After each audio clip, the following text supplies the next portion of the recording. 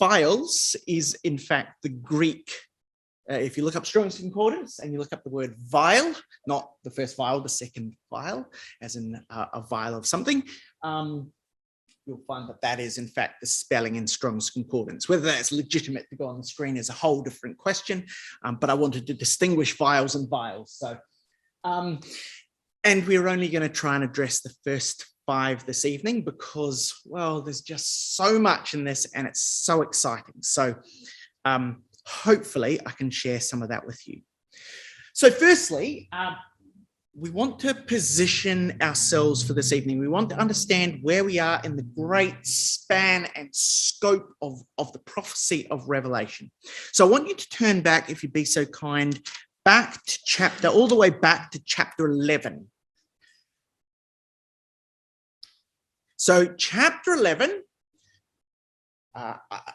just a reminder, chapter 11 is actually in the trumpet period, because you'll remember back in chapter 8 and 9, we had the first, well, there was the 4 normal trumpets, if you'll forgive the saying, followed by woe trumpets. And when we finish chapter 9, as the first 2 woe trumpets have been poured out, should I say blasted, blown? The first 2 woe trumpets have been blasted, but the last and remaining, the 7th woe trumpet has not yet begun. And if we turn to Revelation chapter 11, verse 15, and the 7th angel sounded. So here's the 7th of those trumpets beginning to blow. And we remember that Revelation is a telescoping prophecy. So we've got 7 seals. The 7th seal telescopes out into the seven trumpets, which the 7th of the trumpet is going to telescope out into the 7 vials. Now, just before the angel blows this 7th trumpet in verse 15, some really significant events occurred. Verse 13, and the same hour there was a great earthquake. So what's that great earthquake? Well, we know what that great earthquake is. It's the French Revolution. 3 great earthquakes in the book of Revelation. There's other earthquakes mentioned, but there are only 3 great earthquakes in the book of Revelation. The first one was the rise of Constantine and the fall of pagan Rome. The second one will be the French Revolution that weakens, but not yet destroys, Catholicism and Catholic Europe. And the third and final one, well, I put a date there.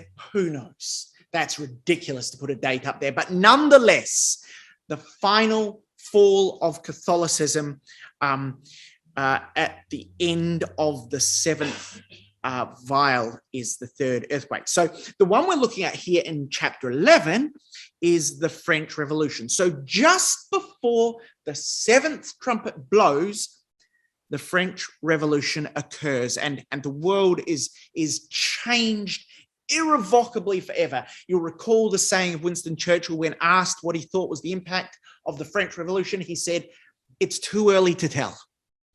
It's still echoing around the world and changing the world today. And so there's this great earthquake, the French Revolution. A 10th part of the city fell.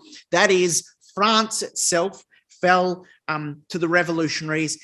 In the earthquake, 7,000 men or names, 7,000 aristic families lost their name, and the remnant were frightened and ran away and gave glory to the God of heaven. The second of those woe trumpets, the 6th of the trumpets overall, is past. The 3rd is coming quickly, and the angel blows. And so where are we? Well, we're now in that section. In fact, if you watch closely, you'll see just where I think we are. We're in there. So all of what we're going to consider for the next couple of nights at least slots into that comma after the 7th angel blew his trumpet. Because what happens in Revelation 11 is 200, 300 years is rapidly skipped over, and there were great voices in heaven. The kingdoms of this world have become the kingdoms of the Lord and of his Christ. He shall reign forever and ever, and the kingdom's ushered in. And so in Revelation 11, Jesus, in giving this prophecy to John, rushes over this great swath of history as if it's nothing. But now in chapter 16, he's going to go in and give us all that detail that was skipped in chapter 11. So hopefully that gives you some idea of where we are. Is that clear enough for the time being? So we're going to start now in chapter 16, and we're going to look at the vials that were poured out. Vials. Multiple spellings tonight. Vials. That's Wikipedia's spelling, by the way. What is a vial? Well, it's a sort of shallow bowl. The image we had on the screen to start the evening with was actually Circe Invidiosa by Waterhouse, I believe, pouring her vial of poison out upon the earth, a Greek myth. But typically, a vial was used in family worship in both Rome and in Greece. It was, well, according to Wikipedia, libation, in other words, the pouring out of a gift to the gods, was a central and vital part of ancient Greek religion and also Roman religion, and one of the simplest and most common forms of religious practice. It was commonly done every morning in every Roman household. You would get a bowl, you would pour wine or some other fluid of some sort into that bowl, and then you would pour it out to the spirits or the gods of the house. But look at what this says here. It's the most common ritual to pour it from the wine jug into the vial and from there onto the ground. Libation was generally accompanied with prayer.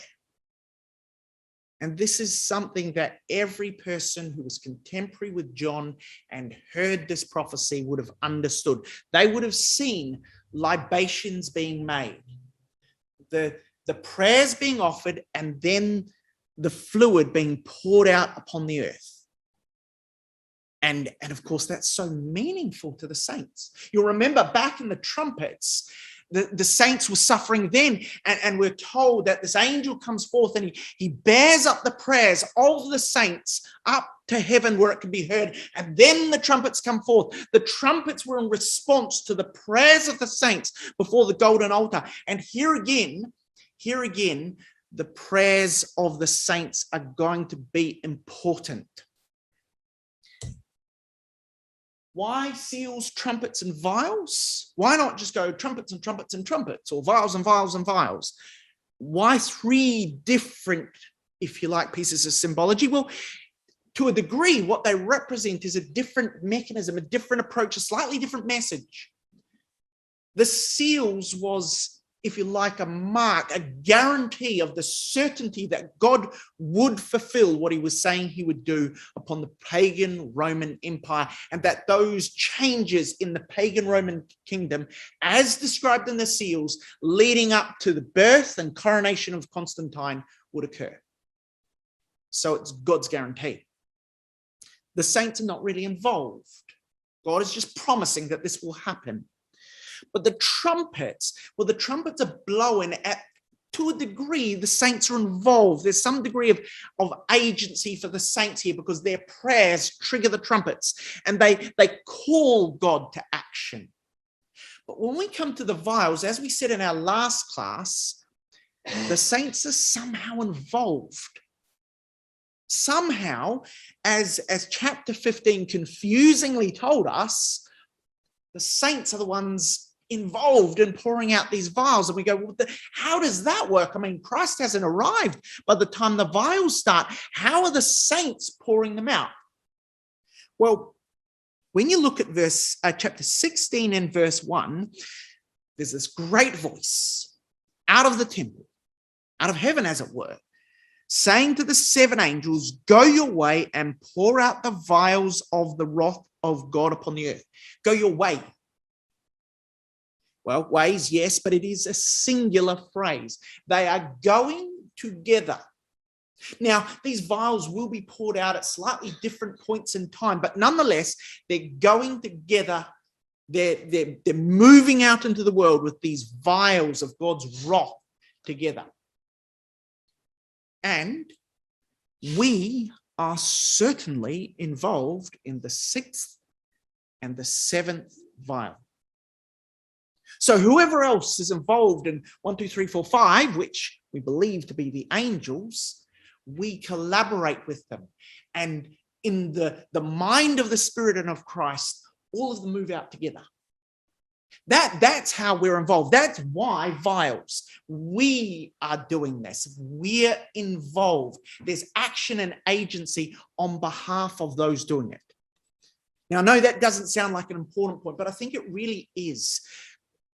Christ is saying to the saints, look, in a very real sense, this will be the fulfillment of your urgent prayers, so much so that you will complete the work. You will actually physically complete this work in the end. Vials 6 and 7, you do. You walk with the angels in pouring out this judgment. Just one final point on vials before we leave that is you'll notice, and I'll bring it back up again, you'll notice that vial, it's got kind of like a lump in the middle. And a lot of them did. Some of the phrases describe it as a nose in the middle. And that's much the same as the hole in the bottle of a wine bottle. You know how a bottle of wine, well, most of you probably don't know, but a bottle of wine, for those who've never encountered one before, have kind of like a hole in the bottom that you can put your finger into. And that was exactly what it was for. It's for putting your finger into so that you could tilt it without spilling it, and you could spill it with one hand while holding the other up to the gods. So I just thought that was interesting. And the second image is from Greek legend showing someone pouring out a libation. So I thought that was interesting and good to understand what a vial is. It's good to see that picture. So I said a few classes ago that I wasn't sure why there was a symmetry between the trumpets and the vials. And there is. I mean, look up on the screen. First trumpet to the earth, first vial to the earth, first vial to the sea, first trumpet to the sea, and so on, all the way through. And I think I now understand why. Because you see, there is a symmetry here. The trumpets were pouring out God's judgment in response to the prayers of the saints upon the cruelty and the brutality of pagan Rome. Yes, Rome was beginning its conversion with Constantine to Christianity, but nonetheless, it was still pagan in its essence. And this is the vengeance of God for the brutality for the last 300, 400 years of this system upon the saints. What's the vials? Well, the vials is the outpouring of the wrath of God against now not pagan Rome, but apostate Europe for exactly the same thing. Their brutality and their cruelty to the believers. And so it makes sense that even though these are very different systems, one ruled by the pantheon of the Greek and Roman gods, the other one by the pantheon of apostate gods, the saints of the Roman Catholic system, there is a real symmetry here in the way God treats them. But at the same time, there's a difference. We're not going to go through this in detail, but if you have a look, when you look at the trumpets, similar terms are used, but the terms tend to be more geographic and astronomical, if you like. There's mention of stars and of trees and, yes, blood, but it's a little bit more distant. When you come to the vials, there's nothing distant about this. These are grievous wounds. There are people gnawing the insides of their mouths. There's corpses lying in seas. There's blood flowing in rivers. This is personal. And you can feel the hatred of God for the system. And we'll see in a bit more detail why once we get there. I'm sure you're aware. Any questions or comments anyone would like to make at this point? Right? I think probably this day and age, because we actually probably find it hard in some ways to really understand Yes. Western world we're living at the moment, it's pretty cuddly.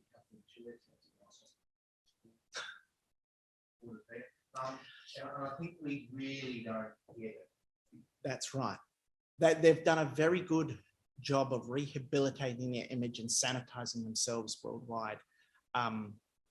But we will come to some of that later on. And God's feelings remain absolutely unchanged because the vials aren't finished.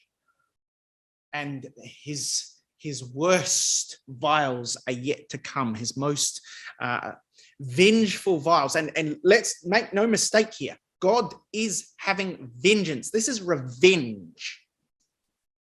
Open revenge against the system. Just, yes, but it is vengeance by God on the system because he hates it. And it is something that, while we don't want to hate the individuals, we know many of them are just deceived. We have to hate that system. All right, so here's Europe, roughly at the time before the vial's about to be poured out. And there's a number of places we want to talk about tonight. So you've got the sort of Spanish peninsula, in which you've got Portugal and Spain, both very, very Catholic. We'll talk a bit more about what Portugal and Spain have been up to in a minute. You've obviously got France, which we're going to talk about quite a bit. You've got the Holy Roman Empire, very, very Catholic, and of course, as I think it was Voltaire famously joked, it was neither holy nor Roman nor even an empire by this point in time. You've got a few other states around the edges, but the Reformation had begun to take hold in some places. So obviously Britain has become Anglican by this point in time. But despite that, still heavily influenced by the Catholic Church, as poor old, I think it was Henry VIII discovered when he tried to divorce, was it Priscilla of Aragon, whatever her name was. But he had a horrendous difficulty doing that because the Pope still held sway even in the United Kingdom after the Reformation. Some of the Germanic states, at this point in time, there is no such thing as Germany. There is a loose federation of states that speak German in that territory. Some of them have become reformed to a degree. Lutheranism was quite strong throughout there. Bits of Poland still held on to the old faith, but most of that was becoming re-Catholicized. And of course, there was the encroachments of the Ottoman Empire. The Ottomans had pushed up into Europe, and the Habsburgs, the Holy Roman Empire, the Austrian-Hungarian Empire, claimed to be the bulwark against Muslim invasion. So we've got a number of important players. We've also got the Papal States. We'll talk a bit about them.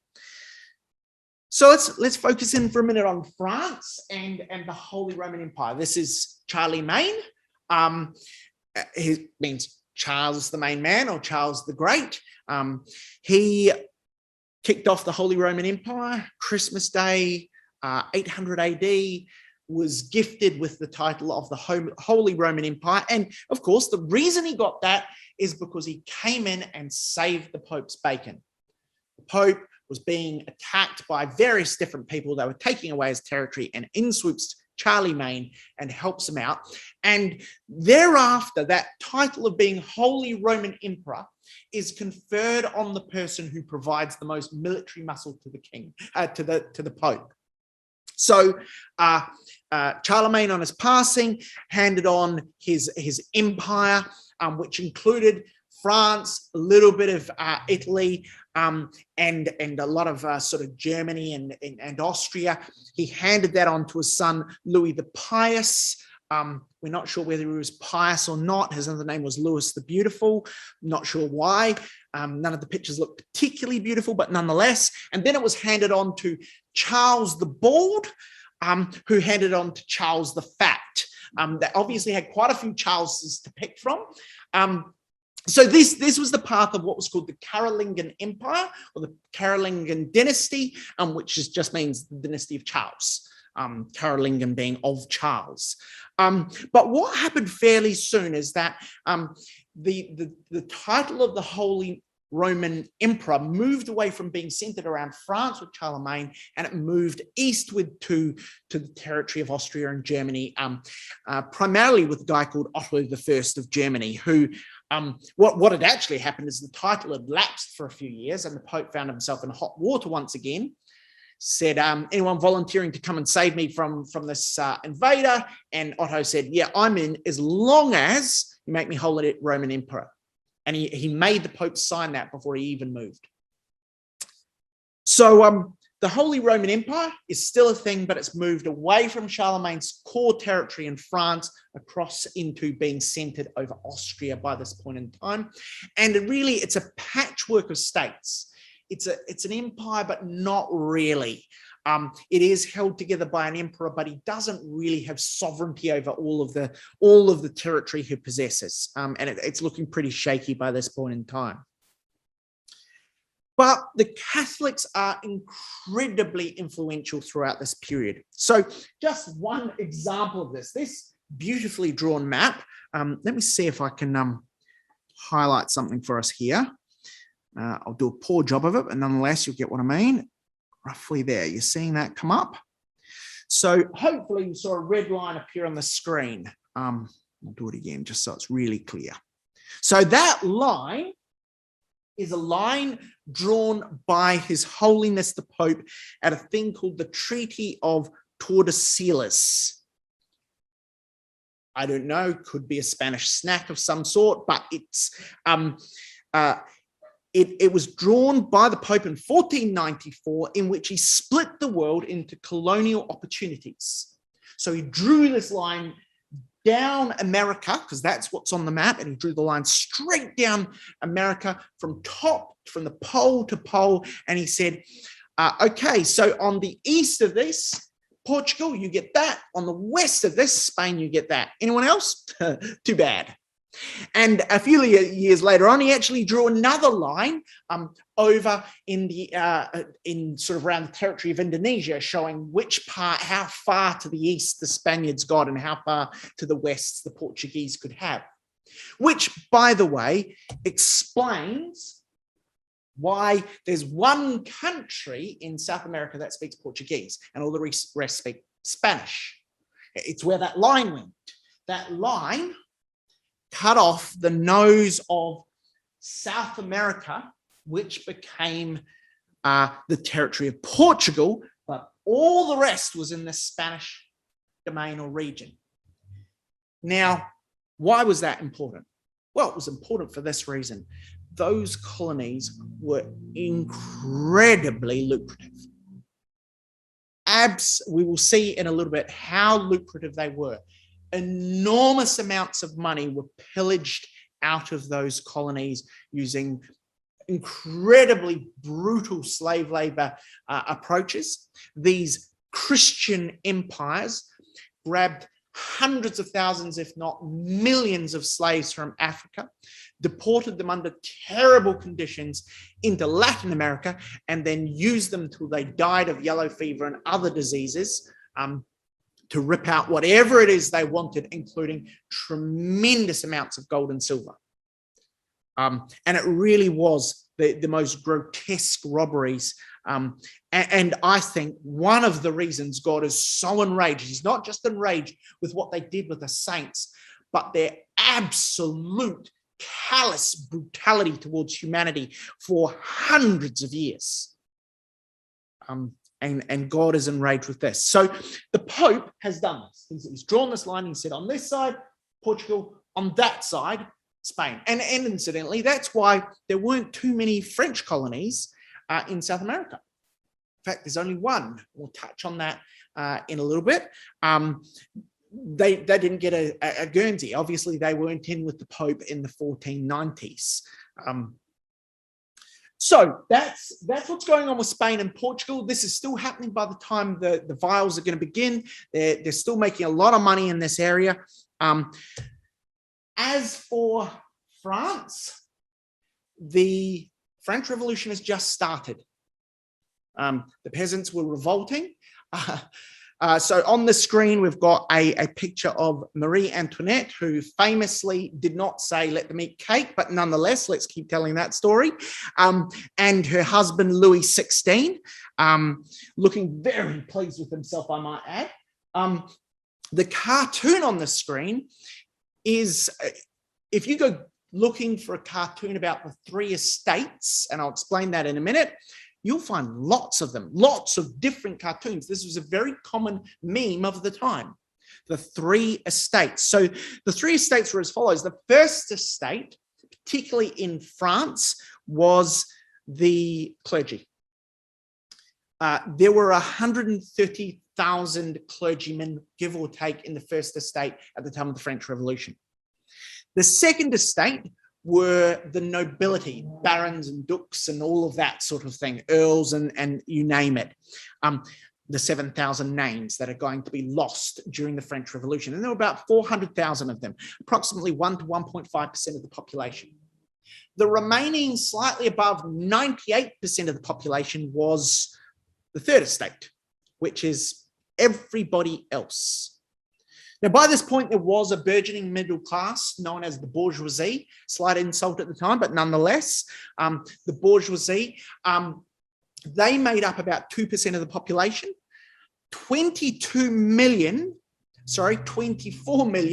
of the roughly 30 million people in France at this time, it was a little bit less than 30 million people in France at this time, were exceptionally poor. They were peasants and they were living subsistence, which is why the French Revolution occurred. The French Revolution occurred because the other two classes were riding on the backs of this vast community of people who were starving to death. In the few years before the French Revolution occurred, God arranged it so that the harvests were particularly bad, the winters were exceptionally cold, there was flooding, and the price of grain skyrocketed. And as a consequence, the people at the bottom had nothing to give, nothing left to give, and they could only but fight. Okay, one last thing, the Papal States. I don't have a picture for you of the Papal States, just so we remind ourselves, Papal States are in Italy. Italy, as we know it then, did not exist. It was broken into a number of independent states. And what had happened way back at the time of Charlemagne's dad, a man by the name of Pepin, had again invaded Italy and rescued the Pope. And when he did, he captured a bunch of territories and gave them to the Pope, which is, when we talk about the temporal power of the Pope, that we're saying the Pope had power over land, he had an army, he wasn't just a Pope, he was a king. That happened in the time of Pepin. And so forever after, basically, up until this time, the Pope had a narrow corridor of territory running from roughly from Ravenna down to, I'm going to say Napoli, but the map's a little bit ski-whiff there. The rest were independent states. Piedmont and Venice and all the rest were independent states who warred among themselves and allied among themselves. And at this point in time, much of it, although not all of it, is owned by the Austrians, by the Habsburg Empire. Okie dokie. So, vials. Now, I apologize if that's too small. This is what we're going through tonight. I wanted to make it really straightforward. We're going to do the earth vial, the sea vial, the water vial, the sun vial, and the vial on the beast's throne. We're not doing the last two tonight. And of course, those images on the side are indicative only. Vials are bowls. They're not little bottles like I've got on the screen there. So the first vial, the earth vial, is going to represent the outworking of the French Revolution. It's not the French Revolution itself, it's what comes after. And it's a cancerous sore that eats away at Europe, and we'll talk about that. The sea vial, which is in verse 3, refers to the way that the blood of a corpse stops when it becomes a corpse. Very few corpses with beating hearts. Their blood tends to stop. And what this was talking about was the lifeblood of nations on the seas stopped. There was no trade on the seas for Europe. We'll talk about how that happened. The waters vial, which begins in verse 4 through to verse 7, which is the most wonderful and terrible of the vials we'll consider tonight, refers to the many campaigns that Napoleon waged and the Austrians waged in response over the mountains, the Pyrenees and the Alps. It talks about the fountains of waters, and when it refers to that, it's the sources of the fountains of the waters, and then the rivers below them. And broadly, this is that the area in Italy and Austria and sort of protected by the Alps, and then the plains into which the rivers that flow out of those Alps water, and the wars that were fought in them. The sun vial refers to the setting of the pinnacle of the political heavens of the time. The sun is going to go down, as it were, and the Austrian Habsburg emperor will cease to be an emperor. And that really occurred finally in the weeks following the Battle of Austerlitz, which we'll talk about. One of Napoleon's most famous victories. And then finally, the vial on the beast's throne. And this refers to the way attention turns to the territory, the territory possessed by the Pope. We just talked about the papal states and the corridor of land that the Pope possessed. Things are going to get really bad for the Pope. And in the end, the Pope will end up locked up in the Vatican City with no territory left. And so that is going to put him into complete darkness. So that's what we're covering tonight. So let's start with the first of these, and we'll see how far we can get to. So we start just after the French Revolution. And by the way, for those of you stressed about time, I'm not planning to finish all of them. We'll see how far we get, and then we'll pick up in the next one. So the French Revolution has occurred. And what happened during the French Revolution itself was actually quite civil, a lot of it. Yes, the peasants rose up, and yes, there was the storming of the Bastille and a few things like that. But the king was actually pretty much on board. I mean, he didn't want to be, but he was willing to sign over powers to the I forget what the term was, but there was a term for the first parliament. He was willing to work with them, and he was willing to become, if you like, a constitutional monarchy. He was actually a pretty decent chap and was trying pretty hard to get things sorted out. He understood their grievances to a degree and was working pretty hard at it. Really, the problem wasn't within France. The problem was outside France, where all of the monarchs outside France said, well, we're not going to have any of that. And they started what was called the First Coalition. We're going to talk about the war of the First Coalition, but the First Coalition was put together in order to stop this despicable act of removing God's divine appointed Bourbon king on the French throne. And they intended to ensure that he stayed there and didn't let all of these peasants push him off his throne. So they made it very clear that was what they planned to do. And so the revolutionaries at that point kind of said to themselves, well, look, we can't let that happen. The only way to make sure that doesn't happen is to chop off his head. If his head's chopped off, it's really hard to fit him back on the throne because, you've got to find all the pieces. And so that's what they did, and they went on, and that really started things. But then things mumbled along for a while. It was working okay, and then the political factions got excited. So there was one group called the Girondins, another group called the Montagnards or the Mountains, and they started fighting each other. And this conflict between these political factions mounted with the two sides taking different positions, and the death toll began to rise because each saw the other as enemies of the revolution. And so that rolled into the Reign of Terror. The Reign of Terror was a period in which anyone who was considered to be an enemy of the revolution got killed in some way or another, whether it be taken to the guillotine or whether as this picture shows, they just got lined up, pushed against a cliff and shot. That happened an enormous amount. So what we're led to believe, as many as 16,594, not sure how they have this number, were executed by the guillotine. Maybe the guillotine had a counter at the bottom. I'm not sure. Click. And yes, 16,594. Now, I think if you divide that by 12, you'll hear that it's something to do with Israel. No, I'm joking. Okay, and as many as another 25,000 were executed in various different ways across France as enemies of the revolution. But see, this is a sore. It's a cancerous sore. And it's a cancerous sore not on France, but upon Europe. And the pain starts in France, but like any ulcer, it ulcerates out.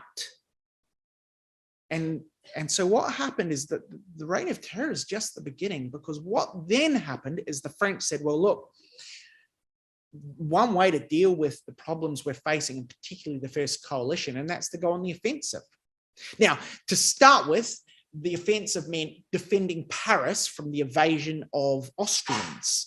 And the Austrians got very, very close to Paris. But then they managed to push them back to the borders, and then the French went on the offensive. And so here is the ulcerating sore. Now, this is shockingly hard to read. I apologize, but you actually don't need to read it. Just know that each one of those is a name of a battle during the War of the Coalition. And given that it's a battle, you can assume that both French and general European soldiers, members of this first coalition against the French, died. And here's the battles. Quite a few. This is an ulcerating sore for Europe. And then, yes.